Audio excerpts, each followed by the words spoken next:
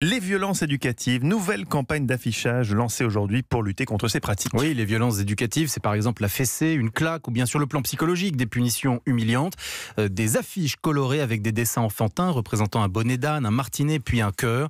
C'est la nouvelle campagne pour lutter contre ces pratiques, par exemple placardées dans les salles d'attente comme dans ce cabinet médical à Romainville, en Seine-Saint-Denis. Reportage Virginie Salmen. Dans la salle d'attente, aucun des patients à qui je pose la question ne se doute qu'il existe une loi en cours d'examen qui interdit la fessée.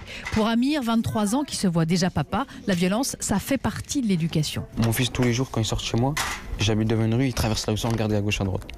C'est pas avec de la tendresse, des câlins ou des bisous que je vais lui faire comprendre. Il y a du danger sur la route. C'est avec peut-être un échantillon de douleur. Si je le mets devant le trottoir, je mets une fessée, je regarde à gauche, à droite avant de traverser. Moi, je sais que, par exemple, quand je mangeais des fessées, je ne refaisais pas la même bêtise. Sur le siège d'à côté, Mireille, maman d'une petite fille de 2 ans, elle a bien conscience des risques. Je tape pas, moi. Je lève le ton, mais je tape pas.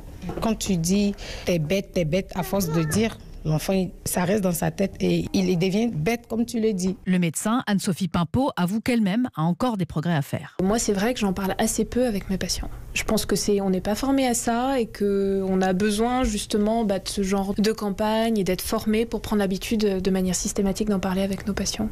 Comme pour les recherches, pour les violences conjugales par exemple. Une campagne urgente pour les médecins. 85% des Français disent avoir déjà donné une claque ou une fessée à leurs enfants. Virginie Salmen pour Europe 1. Je vous rappelle en effet que la proposition de loi contre la fessée et les violences éducatives ordinaires a été adoptée à l'Assemblée nationale, mais elle est toujours en attente d'une date d'examen au Sénat.